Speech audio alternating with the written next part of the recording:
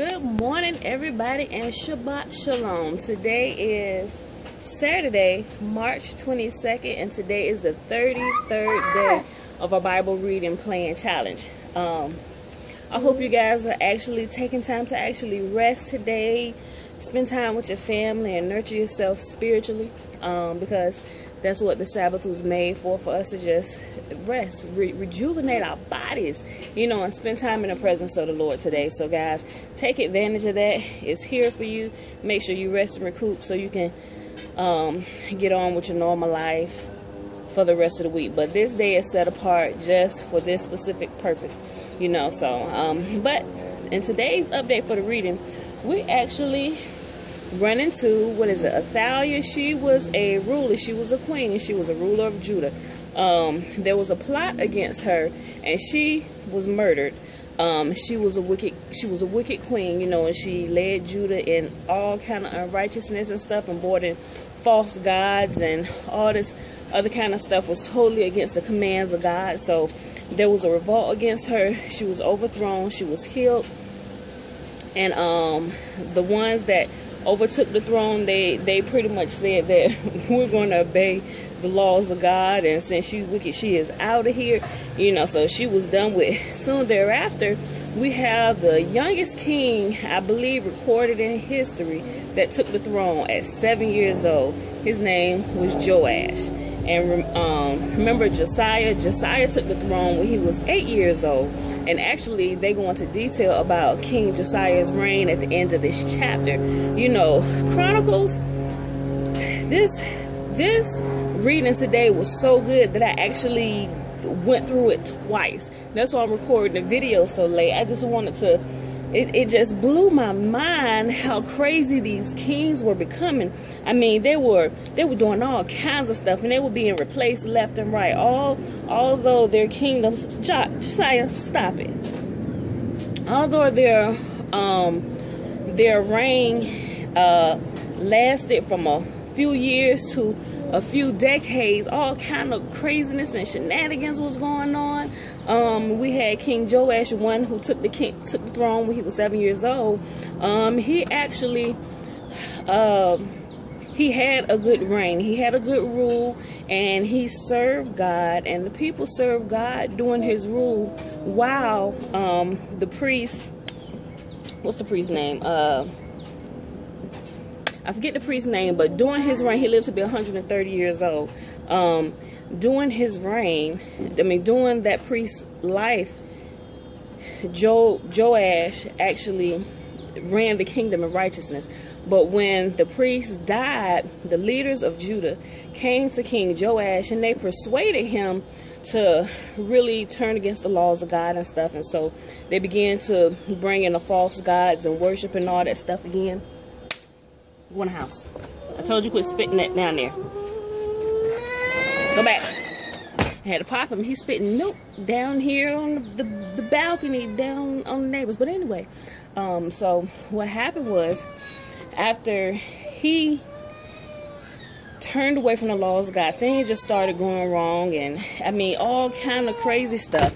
And so what happened was, his reign ended shortly thereafter. But what happened before his reign ended, God sent Zechariah, which was the priest's son, sent him to King Joash and the leaders, and said, why are you guys purposely not obeying the commands and causing yourselves not to prosper? And that should make you think right there. If God said you're not prospering because you're not obeying his commands, that should really make you think, do self-evaluation and get stuff in order. So they kind of got pissed with the prophet Zechariah, and so they actually plotted against him, and King Joash had him murdered. The priest whom he was faithful to the entire time, his whole 130 years, he had his son murdered, and the word of God said that's how he repaid the priest. So shortly thereafter, he was assassinated by his own officials because he had Zechariah murdered. So all this kind of stuff was going on throughout the reign of throughout the different reigns and Chronicles and everything. You guys really should read this because it gets into a lot of detail with a lot of different kings and all kind of craziness that they will pull, and actually literally will blow your mind, but it will cause you to think about things today. And it's really easy to look at that stuff back then and then look at it today and see some of the same catastrophes and stuff that's going on, the repercussions for not following God's laws and his commands and stuff. A lot of people say that, oh, well, the Old Testament is no longer in effect because we have the new covenant. Not so. That's a bunch of foolishness. That is false teaching. That is total teaching in error. You got to think about this. The New Testament is just fulfilling and bringing light to the Old Testament. The Old Testament literally is everything, detail for detail. The New Testament is simply a retelling of the complete Old Testament through the life of Yeshua. If you understood that, and as you read the New Testament, you will be able to connect the two so easily, it will literally blow your mind. You know, so you cannot have one without the other. And Yeshua even said he did not come to abolish the law or the Old Testament, and not one word, jot or tittle, nothing would be abolished till everything was fulfilled. He came to fulfill the law. And you got to think about it too. You guys say that we shouldn't even follow that and totally follow the New Testament. What you're saying is a contradiction, because you have to think about it. Even the prophets, the epistles, the teachers and stuff in the New Testament, they didn't have the New Testament. They were strictly living off of the Old Testament. Even Yeshua himself. Think about that. So, guys, I hope you enjoyed the reading today. If you did not get a chance to read it or listen to it, I encourage you to go back and listen to it and just take some time, even while if you're out walking or playing with the kids, pop in your headphones and just listen to it and just, you know, meditate on that today and apply it to your life, and go before God if you need to.